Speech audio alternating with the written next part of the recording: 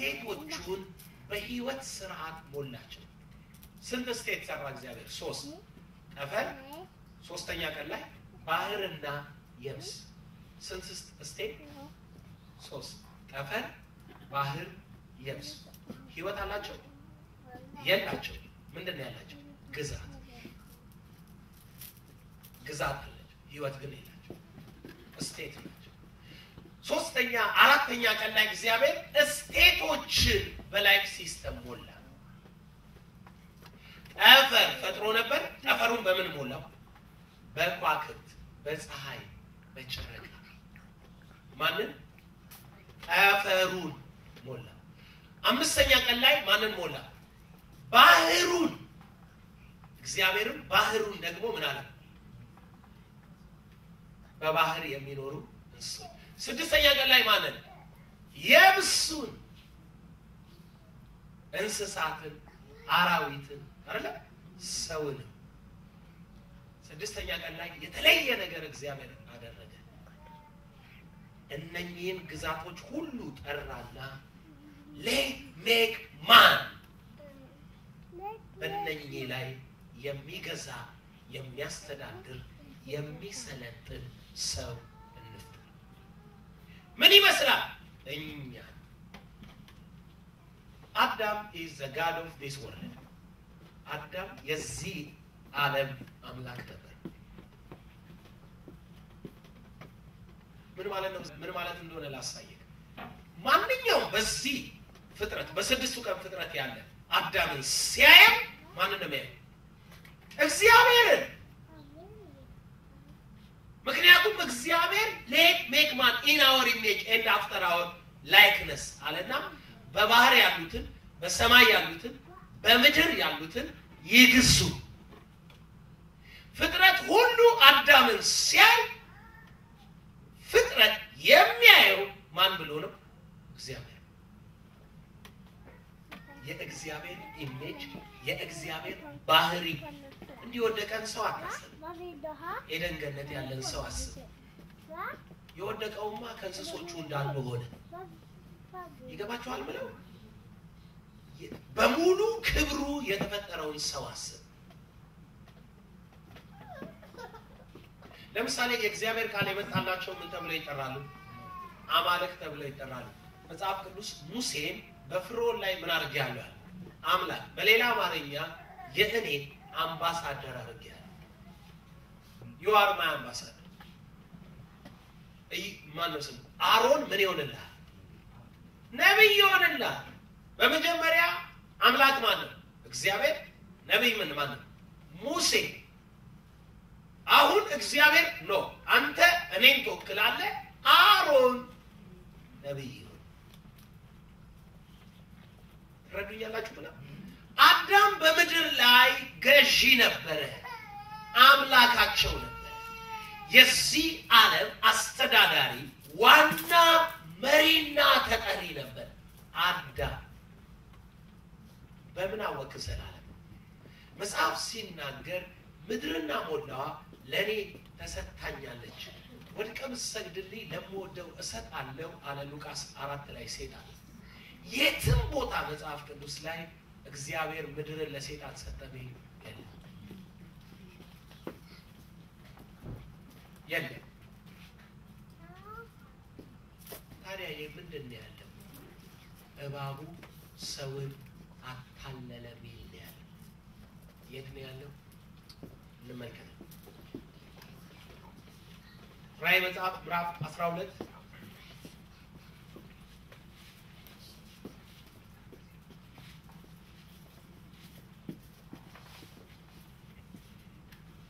በሰማይ ሰልፍ ሆነ ሚካኤልና መላእክቱም ዘንዶውን ተዋጉ የተሚባለው ታላቁ ዘንዶ እርሱም የቀደመው እባብ ተጣለ ወደ ምድር ተጣለ መላእክቱም ከእርሱ ጋር ተጣሉ ስለዚህ ይሄ በሰው ሌቭል ከፍ ማለት የቻለው ሌቭሉ የማን ነበር የሰው ነበር የሰው ሌቭል ነበር ምድር የማን የሰው ከፀሐይ በታች ያለ ግዛት የማን የሰው ምድርን ለሰው ምን አላት ሰጣት ከፀሐይ በታች ያለው ግዛት የሰው ነው ምድር የሰው ናት ዓለም ሁሉ የሰው ነው እግዚአብሔር ዓለምንና ሰውን በምድር ላይ ፈጥሯል ቀጥሎ ያለውን ሐሳብ ግን ተመልከቱ ኢሳይያስ 14 እንዴት ከሲኦል ወደዚህ ሌቭል መጣ ነገር ግን ወደ ጉድጓድ ወደ ጥልቅ ወደ ሲኦል ወደ ጉድጓድ ጥልቅ ትወርዳለህ እቺን ቃል ስሙ የሚያዩ ይመለከቱዋል በሁሉ ምድርን ያንቀጠቀጠ መንግስታትን ያናወጠ ዓለምን ባድማ ያደረገ ከተሞችን ያፈረሰ ምርኮኞችን ወደ ቤታቸው ያልሰደደ ሰው ይህ ነውን ብለው ያስተውሉዋል ማን አለ ሰው አለ ከላይ የተጣለውን ኪሩ አመድ ሆኖ ምድር ላይ ነበረው በጉድጓድ ጥልቅ የነበረው ዓለምን ሲያስት ዓለምን ያሳተ ነው ዓለምን ያሳተው ደግሞ ማለት ነው እባቡ ነው ዓለምን ያሳተ ሰው የለም አዳምን ያሳተ አዳም የለም እንዴት ያለ ነገር ዓለምን ያሳተው ወይንም ለመጀመሪያ ጊዜ ወደ ሰው ዓለም ኃጢአትን ያስገባው እባቡ ነው በዚህ አባባል ስቴፑን የሚያሳየን ምን ብሎ ነው ማለት ነው ሰው ነህ ሲለው እባቡ ከጥልቅ ከሞት ማንነት ወጥቶ ምን ላይ ቆመ ሰው ላይ ቆመ የሰው ስቴጅ ላይ ቆመ ሉቃስ ላይ ደረቱን ነፍቶ የዚህ ዓለም ገዢ ነኝ ለምወደው ሰጣለው እያለ ያወራል ማለት ነው የዚህ ዓለም ገዢ አልነበረም ነገር ግን አሁን የዚህ ዓለም ገዢ ሆነ እንዴት ሆነ ዘፍጥረት 3 ቁጥር 14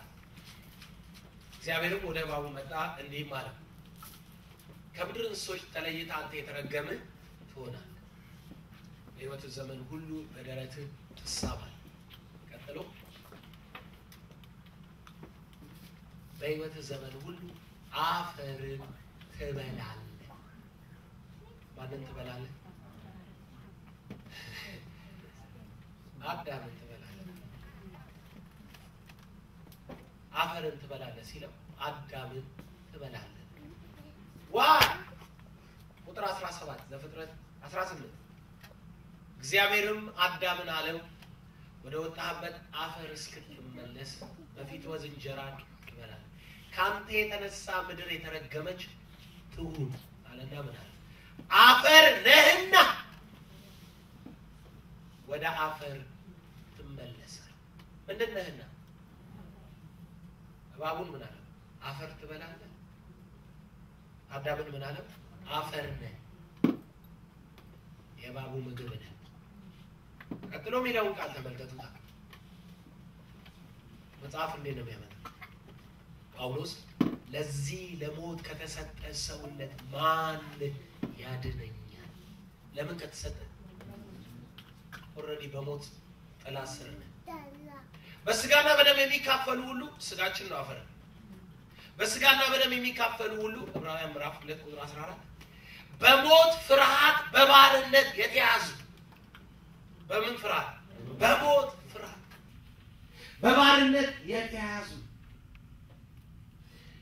የምስሉ ነገር ጭንቅ ያለ ጭንቅላቱ የሚይዘው ሰው አለ እናንተ ይዛችሁ እኔ ይዘኛል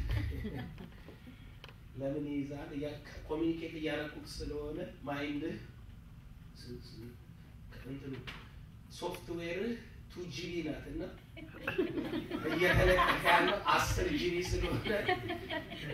እየተንጣጣች ነውና እንትኑ ሲስተም ውስጥ ችግር አለ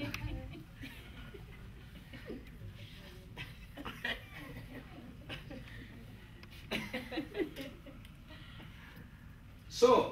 ለሞት ከተሰጠ በሞት ላይ ስልጣን ያለው ማለት ዲያብሎስ በነገራችን ላይ መጽሐፍ ቅዱስ ማታውቁ ከሆነ ማስተምረው ነገር አይገባችሁ ምክንያቱም የራሴን ሐሳብ ማወራ ነው ይመስላችሁ እያንዳንዷን ቃል ጥቅሱን ከፈለክ ልሰጥ ይችላል ግን ለእያንዳንዱ ጥቅስ ደግሞ ካወጣው 2 ሰዓት መቀመጣችን ነው ሌላ ግን በቃሌ ስልልህ ሐሳቡን ታውቀዋለህ ያልኩ ነው ማለት እዚህ ጋር እንዲላ ለሞት የተሰጠ ይላል እዛ ጋር ደግሞ ታሰረ ይላል ኢየሱስ ጌታ ሶ ዓለምን ሁሉ ያሳተው ሰው ይህ ነውን ብለው ያስተውለዋል ተመልከቱት ምን እንደሚል ያህዛብ ነገስታት ሁሉ በየቤታቸው በክብር አንቀላፍተዋል አንተ ግን እንደ ተጣለ ቅርንጫፍ ከመቃብር ተጥላል በሰይፍም የተወጉ የተገደሉ ወደ ጉርጓድ ድንጋይም የወረዱ ከድነውሃል የተረገጥህ ሬሳ ሆናል ስሙ ምድርህን አጥፍተሃልና ህዝብህን ገድለሃልና ከእነርሱም ጋር በመቃብር በአንድነት አትሆንም የክፎች ዘር ለዘላለም የተጠራ አይሆንም የምን ዘር ኦኬ ዘፍጥረት 3 ላይ ስቴሉ ምን ይላል በዘርህና በዘሯ ዘር አገኘ ሰይጣን ማነው የሱ ዘር ስጋና በደም የሚካፈሉ